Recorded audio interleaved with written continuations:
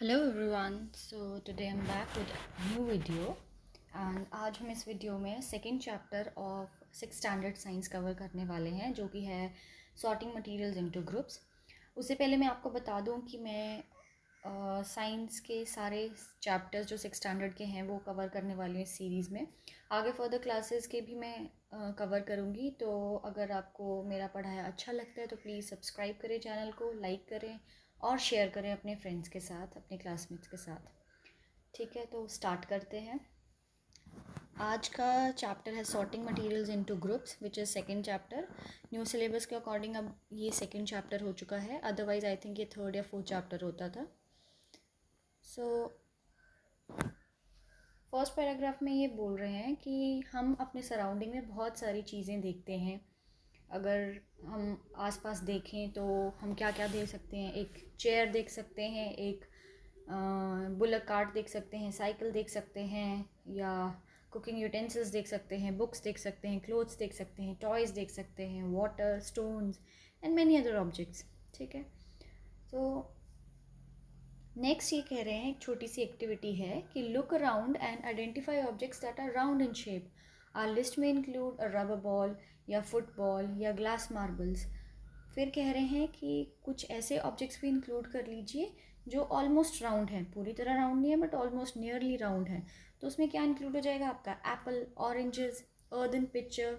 Earthen picture एक मिट्टी का जो घड़ा होता है उसे अर्दन पिक्चर पॉट बोलते हैं।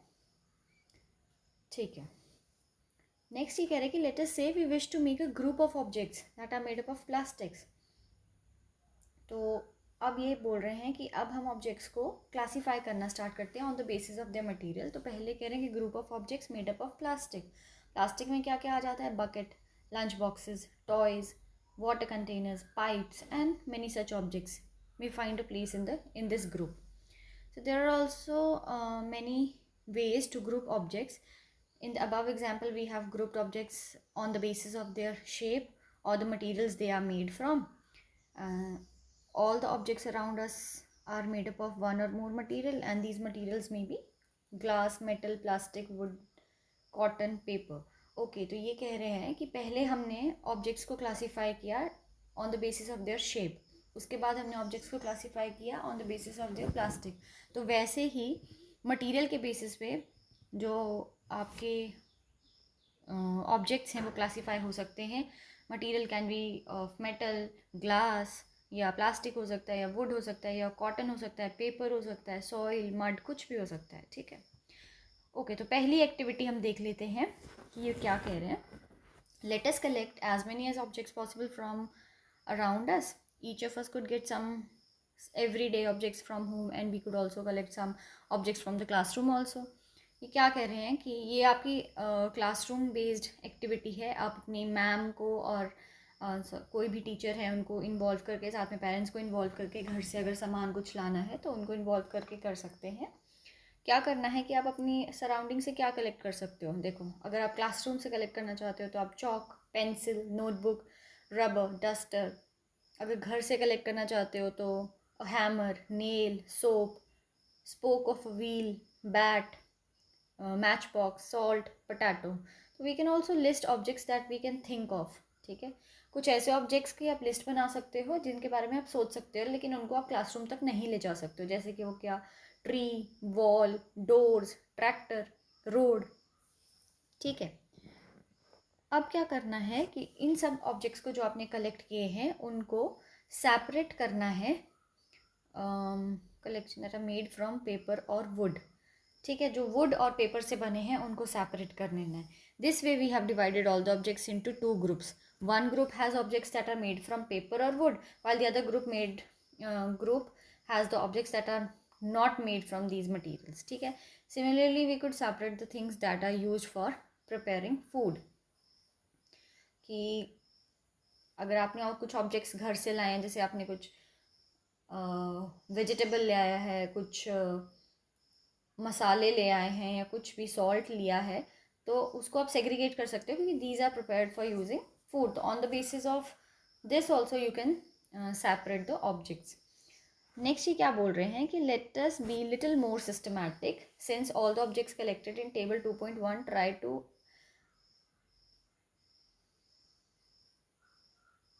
Sorry, list all objects collected in table 2.1. Table 2.1 में क्या है? Okay, this is table 2.1. पहले पढ़ लेते हैं क्या बोल रहे हैं, उसके बाद बात करते हैं. Try to identify the materials that each one is made up of. It would be fun to make this a large table collecting information about as many objects as possible, and it may seem difficult to find out the materials out of which some of these objects are made. In such cases, discuss with your friends, teacher, parents to identify the material. Table में क्या है, एक तरफ column में objects लिखे हैं, second column में लिखा है materials they are made up of. ठीक है, तो फर्स्ट ऑब्जेक्ट है आपका प्लेट. अब प्लेट किस किस मटेरियल से बन सकती है? Glass, steel, plastic. Alright. Next object is pen. It can be made up of plastic, it can be made up of metal. तो वैसे ही आपको ऑब्जेक्ट्स आइडेंटिफाई करने हैं, उनको फर्स्ट कॉलम पे लिखना है, और किस मटेरियल से वो बन सकते हैं उनको सेकेंड कॉलम में लिखना है. ये आप एक्टिविटी अपनी टीचर को इंक्लूड करके कर सकते हैं. ठीक है, एक्टिविटी 2 पे आते हैं. Table 2.2 list some common materials. You can also add more materials in column 1 that are known to you. Now try and think of everyday objects you know that are made mainly of these materials and list them in column 2. Okay, so this is table 2.2. इसमें क्या लिखा है? एक तरफ materials लिखे हैं, दूसरी तरफ लिखा है कि objects made up of these materials. इस मटेरियल से कौन से ऑब्जेक्ट्स बन सकते हैं? For example would. Would say हम चेयर बना सकते हैं, टेबल बना सकते हैं, प्लॉ बना सकते हैं. प्लॉ इज जिससे फार्मर्स जो है हल जोतते हैं, that is plough. Bullock cart and it's wheels would say बनते हैं. सेकेंड एग्जाम्पल दिया इन्होंने पेपर. पेपर से आप बुक्स बनाते हो, न्यूज़पेपर्स बनाते हो, नोटबुक्स बनाते हो, टॉयज बनाते हो, कैलेंडर्स बनाते हो. नेक्स्ट ऑब्जेक्ट जो मटेरियल इन्होंने दिया है दैट इज़ लेदर. लेदर से आप क्या बनाते हो? शूज़ बनते हैं, बैग्स बनते हैं, बेल्ट्स बनते हैं. ठीक है, तो वैसे ही फर्दर ऑब्जेक्ट्स को आप लाइन अप कर सकते हो और दूसरे कॉलम में आप वो चीज़ें, वो ऑब्जेक्ट्स लिख सकते हो जो इस मटेरियल से बनती है. ठीक है, अच्छा, एक ये बोझो जानना चाहता है कि whether we found some materials that were used for making more than one type of an object. तो ठीक है, जो भी आप ऑब्जेक्ट्स इकट्ठे करोगे अपनी एक्टिविटी के दौरान, उन्हें आप देखना कि क्या ये ऑब्जेक्ट्स मोर देन वन मटेरियल के बने हैं या सिंगल मटेरियल के बने, वो आप खुद ऑब्जर्व करोगे. Next is what do we find from these tables. First, we grouped objects in many different ways. We then found that objects around us are made up of different materials. At times, an object is made up of single material. An object could also be made of many materials. And then again, one material could be used for making many different objects. So, what decides which material should be used for making any given object? It seems that we need to know more about different materials. अब will talk about properties of material. क्योंकि हमें materials के बारे में थोड़ी और जानकारी चाहिए, तो हम उसकी प्रॉपर्टीज़ की स्टडी करेंगे. ठीक है, तो पहले पढ़ लेते हैं, उसके बाद में एक्सप्लेन करूँगी. और हाँ, जो भी बच्चे 6 स्टैंडर्ड के स्पेसिफिकली, तो 6 स्टैंडर्ड के लिए ये चैप्टर, ये सीरीज़ चल रही है. लेकिन जो बच्चे कॉम्पिटिटिव एग्ज़ाम्स की प्रिपरेशन कर रहे हैं वो भी इन चैप्टर्स को पढ़ सकते हैं. रही बात की बीच बीच में एक्टिविटीज़ आ रही हैं, तो उनके लिए आपको पेशेंट रहना पड़ेगा थोड़ा, क्योंकि ये बच्चों को समझाने के लिए मुझे ये पढ़ाना पड़ेगा अच्छे से. रही बात, आप भी इनको सीख सकते हो, आपके बेसिक्स जो हैं वो क्लियर हो जाएंगे. अगर आपको इंटरेस्टिंग लगे तो आप भी सुन सकते हो. अगर आपके बेसिक्स क्लियर हैं फिर तो वो आप पे ही है, बट इससे आपके बेसिक्स क्लियर होंगे तो आप भी इंटरेस्ट दिखा सकते हो इसमें. थोड़ा पेशेंट रहना पड़ेगा. ठीक है, ठीक है, तो प्रॉपर्टीज़ ऑफ मटीरियल स्टार्ट करते हैं. Have you ever wondered why a tumbler is not made with a piece of cloth? Keep in mind that we generally use a tumbler to keep a liquid. Therefore, would it not be silly if we were to make a tumbler out of cloth? जैसे कि figure 2.2 में बनाया गया है. अब देखिए, लड़की tumbler से क्लॉथ का टम्बलर बनाए हुए में वाटर डाल रही है. ठीक है, सो ये कह रहे हैं कि आपने कभी ये सोचा है कि हम क्लॉथ से टम्बलर क्यों नहीं बना सकते? what we need for a tumbler is glass, plastic, metal or other such material that will hold water. Similarly, it would not be wise to use paper like materials for cooking vessels. अभी कह रहे हैं कि water को hold करने के लिए हमें ऐसा टम्बलर चाहिए जो कि एक मेटल से बना हो या ग्लास से बना हो या किसी प्लास्टिक से बना हो, ना कि किसी क्लॉथ से, जिससे कि क्योंकि क्लॉथ की प्रॉपर्टी नहीं है वो वाटर होल्ड करने की, वाटर तो सारा लीच आउट हो जाएगा। ठीक है, तो वैसे ही कह रहे हैं कि जैसे हम कुकिंग यूटेंसिल्स के लिए हम मेटालिक वेसल्स यूज़ करते हैं, उसकी जगह हम पेपर नहीं यूज़ कर सकते। ठीक है, so we see then that we choose a material to make an object depending on its properties and the purpose for which the object is to be used. तो ये कह रहे हैं कि हम कोई भी मटीरियल कुछ ऑब्जेक्ट बनाने के लिए चूज़ करते हैं on the basis of its properties. ठीक है, और किस पर्पज़ के लिए वो यूज़ होने वाला है उसके बेसिस पे वो मटीरियल यूज़ होता है पर्टिकुलर ऑब्जेक्ट बनाने के लिए। So what are all the properties of material that would be important for their usage. अब हम प्रॉपर्टीज़ के बारे में पढ़ेंगे। First properties appearance. ठीक है, materials usually look different from each other. Wood looks very different from iron. Iron appears different from aluminium and copper.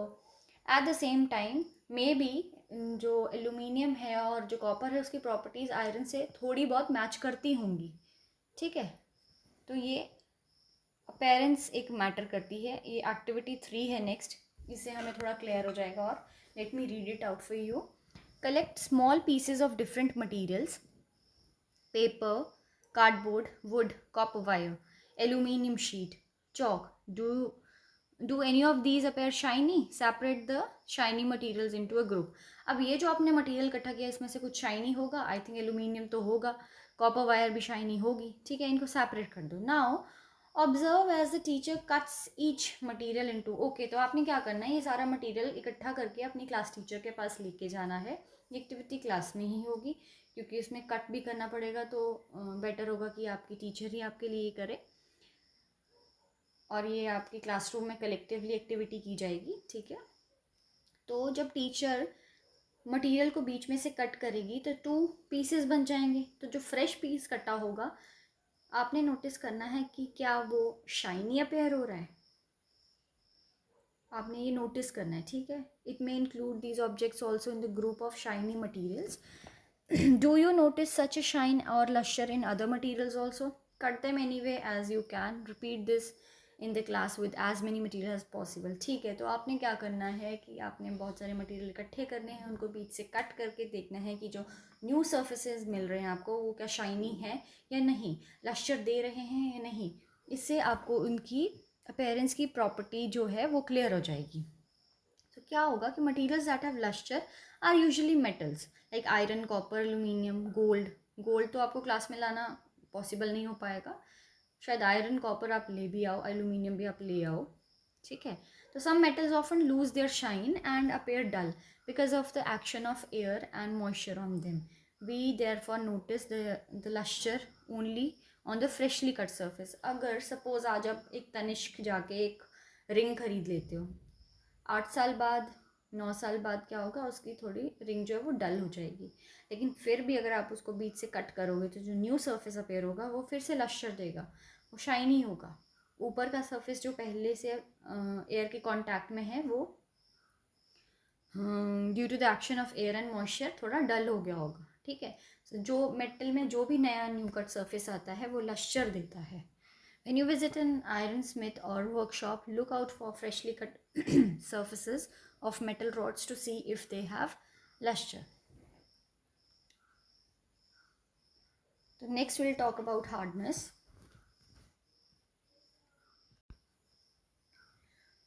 When you press different materials with your hands, some of them may be hard to compress while others can be easily compressed. कह रहे हैं कि कोई भी material आप जब हाथ पे लेते हो, जब आप उनको प्रेस करते हो अपने हाथ पे, सपोज एक बॉल भी है, तो जब आप उनको कंप्रेस करते हो तब आपको पता चल जाता है कि वो कितने की हार्ड है या कितने की सॉफ्ट है, इजीली कंप्रेस हो रहे हैं या नहीं हो रहे हैं। Take a metal key and try to scratch with it the surface of piece of wood, aluminium, a piece of stone and nail, candle, chalk and any other material or object, you can easily scratch some of the materials while some cannot be scratched so easily.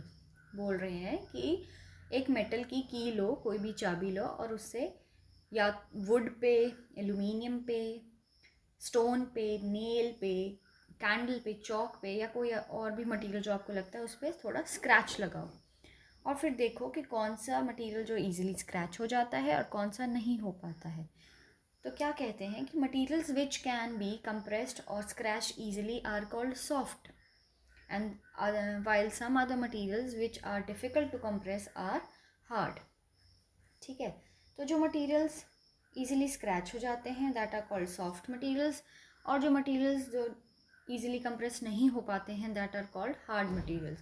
For example, cotton और sponge is soft while iron is hard. In appearance, materials can have different properties like luster, hardness. They may be rough or smooth. Can you think of other properties that describe the appearance of the materials? Think of it, discuss it in your class. Next activity we have is collect samples of some solid substances such as sugar, salt, chalk, powder, sand and sawdust. क्या करना है आपको, 5 beakers लेने हैं, उसमें glass water fill करना है और ये जो सारे मटेरियल्स ऑलरेडी मेंशन्ड है यहाँ पे, sugar, salt, chalk powder and sawdust, इनको अलग अलग बीकर्स में डाल देना है और चेक करना है कि कौन सा मटेरियल सॉल्युबल है और कौन सा मटेरियल नॉन इनसॉल्युबल है. तो first substance which they have used is salt. और उसका क्या रिज़ल्ट हुआ जब उन्होंने बीकर में डाल दिया, उसको पानी में डाला, बीकर में डाले हुए पानी में, तो इट डिसअपेयर. सेकेंड कॉलम में आपको मेंशन करना है डिसअपेयर्स इन वाटर या does not disappear. Second column में इन्होंने मेंशन किया है कि salt disappears completely in water. So we know कि सॉल्ट डिज़ोल्व हो जाएगा तो it will completely dissolve in water. Second is sugar. Sugar भी हमें पता है कि ईजिली डिज़ोल्व हो जाती है. What about sand? Sand will not dissolve, it will just settle down. Chalk powder भी अच्छे से डिज़ोल्व नहीं होगा, कुछ पार्टिकल्स रह ही जाएंगे. सॉडस्ट क्या होता है कि जब आप वुड के लॉग को रद्दा फेरते हैं ना, जब, तो छोटे छोटे चिप्स निकलते हैं वुड के, दैट इज़ कॉल्ड सॉडस्ट. तो ऑब्वियसली ये तो डिज़ोल्व नहीं होगा. So you will notice that some substances have completely disappeared or dissolved in water. We say that these substances are soluble in water. Other substances do not mix with water and do not disappear even after we stir for a long time. So these substances are called insoluble in water. Okay, तो अब चलते हैं activity 5 पे. Activity 5 में क्या बोला गया है कि collect samples of vinegar, lemon juice, mustard oil और कोकोनट ऑयल. मस्टर्ड ऑयल आपका कच्ची घानी का तेल जो आप घर में खाना बनाने के लिए यूज़ करते हैं. Kerosene or any other liquid. Take a glass tumbler, fill it half with water. Add few spoonfuls of some liquid to this and stir it well. Let it stand for 5 minutes. Observe whether the liquid mixes with water. Repeat the same with other liquids, as many different liquids as are available to you. क्या बोल रहे हैं ये कि एक beaker लीजिए, उसमें half water fill करिए और 2 से 3 स्पून किसी भी लिक्विड के जो आपने सेलेक्ट किए हैं. सपोज फर्स्ट आपका यहाँ पे मेंशन्ड है विनेगर के 2-3 स्पून लीजिए और वाटर में ऐड कर दीजिए. 5 मिनट के लिए उसको स्टर करें, उसको अच्छे से मिक्स कर दें और उसके बाद थोड़ी देर के लिए 5 मिनट उसको स्टैंड बाय पे रहने दें और फिर ऑब्जर्व करें कि लिक्विड क्या वाटर के साथ मिक्स हुआ है या नहीं. ऐसा आप सब लिक्विड्स के साथ करोगे, लेमन जूस के साथ भी, मस्टर्ड ऑयल के साथ भी, कोकोनट ऑयल के साथ भी, केरोसिन के साथ भी. तो टेबल में नीचे आप मेंशन करोगे कि कौन सा लिक्विड सॉल्युबल रहा और कौन सा इनसॉल्युबल रहा. फर्स्ट एग्जांपल आपको करके दिया, जैसे विनेगर है वो वाटर में अच्छे से मिक्स हो गया. लेमन जूस है वो तो आप घर पे पीते हो, आपको पता ही है लेमन अच्छे से मिक्स हो जाता है. मस्टर्ड ऑयल, कोकोनट ऑयल और केरोसिन, तो अब ये ऑयल के फॉर्म्स हैं. They will form a layer on the surface of the water, will not mix with water. ठीक है, याद रखो, oil will never mix with water because oil और water एक emulsion बना देते हैं. ऑयल जो है वो वाटर के ऊपर एक लेयर बना देता है, शायद इन्होंने लिखा भी होगा, let's read it out. We notice that some liquids get completely mixed with water, जैसे कि विनेगर और lime juice. Some other do not mix with water and form a separate layer when kept aside for some time. ठीक है, oil जैसे कि सम. अब बोझो क्या suggestion देता है कि वी मस्ट ऑल्सो चेक कि if the liquids that we used in activity 5 mix well with some other liquid other than water, कि जैसे हम ये लिक्विड्स वाटर में मिक्स कर रहे थे वैसे हमें चेक करना चाहिए कि ये लिक्विड्स जो हैं वो क्या वाटर के अलावा अदर लिक्विड्स में भी मिक्स होते हैं या नहीं. तो ये आप करके देख सकते हो. ठीक है, तो Paheli is also curious to know whether gas is also dissolve in water. So yes, the answer for this question is yes, gas is also dissolved in water. Let me read it out for you, then I'll explain you. Some gases are soluble in water, whereas others are not. Water usually has small quantities of small gases dissolved in it. For example, oxygen gas dissolved in water is very important for the survival of the animals and plants that live in water. तो जो oxygen जो water में present होती है उसी भी तो water के जो एनिमल्स होते हैं वो सर्वाइव करते हैं. तो हाँ, कुछ गैसेस जो हैं वो अच्छे से डिजॉल्व होती हैं वाटर में, कुछ नहीं भी होती हैं. ठीक है, नेक्स्ट इज ऑब्जेक्ट्स में फ्लोट और sink in water. While doing activity 4, you might have noticed that insoluble solids separated out from water. You may have also noticed this with some liquids in activity 5. हाँ, कि जैसे कि first activity 4 में हमने देखा कि sand जो है वो बिल्कुल सेपरेट होकर सेटल हो गई.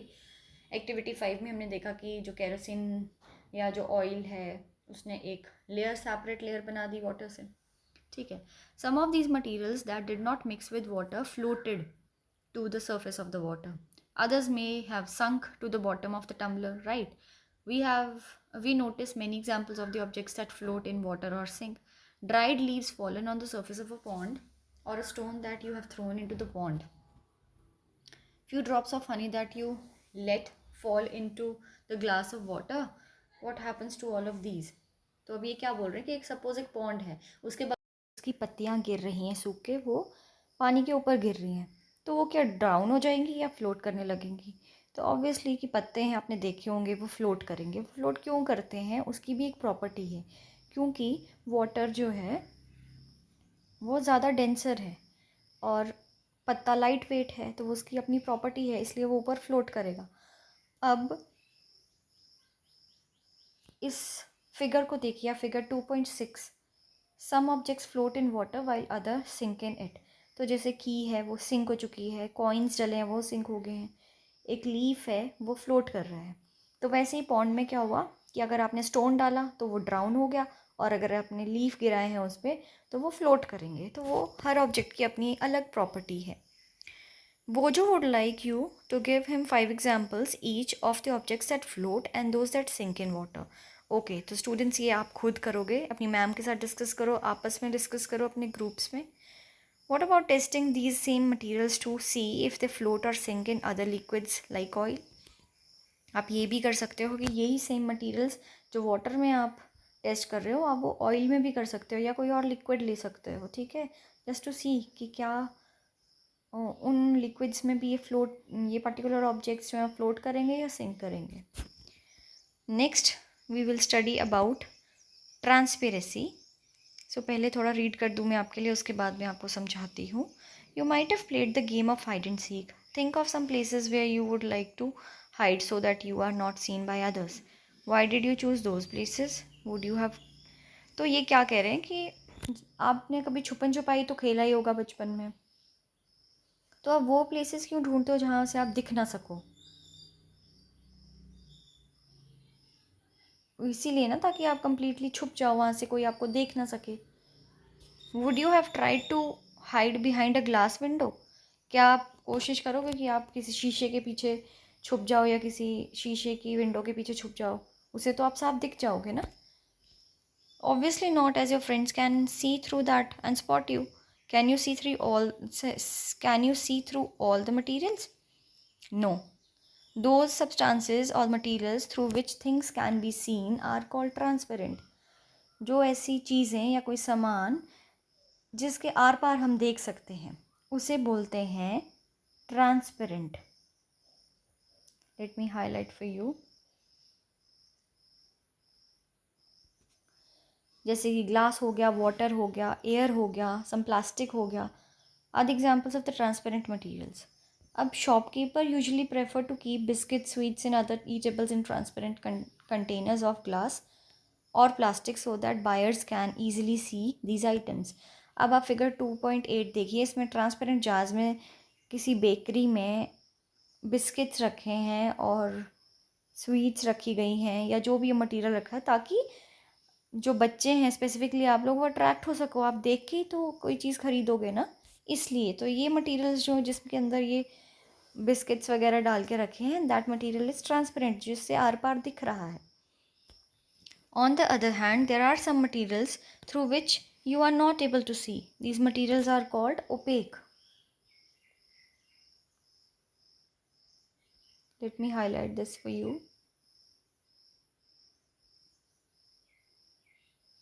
These materials are called opaque. You cannot tell what is kept in a closed wooden box, a cardboard carton, or a metal container. Wood, cardboard and metals are examples of opaque materials. Yes. किसी wooden box के अंदर क्या रखा आपको क्या पता. आपको मैं बहुत सिंपल एग्जांपल देती हूँ. आपके घर में बेड होगा, बेड के नीचे बेड बॉक्स होता था, या कईयों के पास अभी भी होगा वैसा बेड बॉक्स वाला सिस्टम. तो उसके अंदर क्या रखा है आप वो खोल के ही देखते हो ना, कहीं बाहर से तो नहीं देख लेते हो. तो that is opaque. Do we find that we can group all the materials and objects without any confusion as earlier either opaque or transparent? तो हाँ, it is very easy to distinguish between transparent and opaque. पर फिर एक activity कर लेते हैं, activity 6. इसमें क्या करना है कि take a sheet of a paper, look through it towards a lighted bulb, make a note of your observation. एक पेपर लेना है और उसको पकड़ के लाइट की तरफ करना है और लाइट उसके थ्रू देखने की कोशिश करनी है. आपको क्या दिखता है उसको नोट डाउन करो. उसके बाद क्या करना है कि now put 2 to 3 drops of oil and spread it on the sheet of a paper. Look again towards a lighted bulb through that portion of the paper on which the oil has been spread. Do you find that bulb is more clearly visible than before? Yes. But can you see clearly through the oil paper? No. तो अब ये क्या हो गया, पहले क्या था कि कुछ भी नहीं दिख रहा था, बल्ब दिख रहा था क्या, सिर्फ लाइट दिखती थी ना पास होती. अब उसे बोलते हो आप ओपेक. अब क्या हुआ, जब आपने ऑयल डाला तो हल्का हल्का बल्ब दिखने लगा आपको, लेकिन पूरी तरह तो नहीं दिखा. तो that is translucent. The materials through which objects can be seen but not clearly are called translucent. Remember the oily patch on the paper when we tested food items for presence of fats? एक second, what they are saying कि remember the oily patch on paper when we tested food items for presence of the fats, that was translucent too. Okay. तो क्या कह रहे हैं कि कभी भी आप कोई टिश्यू पेपर लेते हो या कोई पेपर ले लेते हो, जनरली उसमें ऑयली सब्सटेंस कुछ रख देते हो. जैसे कोई सपोज़ पकौड़ा खा रहे हो और आपको लग रहा है कि बहुत ऑयल है उसमें, तो आप एक पेपर की शीट पे रख दोगे, वो पेपर उस ऑयल को एब्जॉर्ब कर लेगा. तो उस शीट के थ्रू जब आप देखोगे तो आपको जो चीज़ें हैं शीट की परे वाली साइड वो थोड़ी थोड़ी दिखेंगी, पर पूरी तरह नहीं दिखेंगी.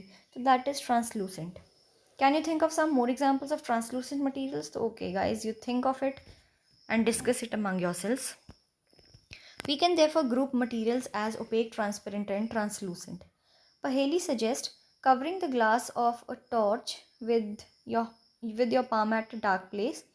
Switch on the torch and observe the side of the palm. She wants to know whether palm of your hand is opaque, transparent or translucent.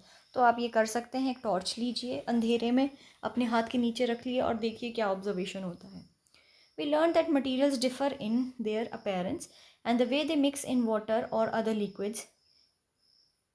They may float or sink in water or may be transparent, may be opaque or translucent.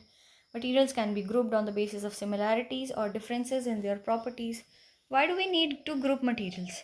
In everyday life, we often group materials for our convenience. At home, we usually store things in such a manner that similar objects are placed together. जैसे अब दालें हैं तो दालें आप एक ही section में रखते हो एक साथ, चाहे वो माँ की दाल हो, चाहे वो काले चने की दाल हो, चाहे वो सफ़ेद चने की दाल हो या राजमा हो, एक तरफ रखते हो। मसाले हैं तो मसालादानी में एक तरफ रखते हो, तो एक तरफ अरेंज करके रखते हो ना, ताकि कन्वीनियंस हो।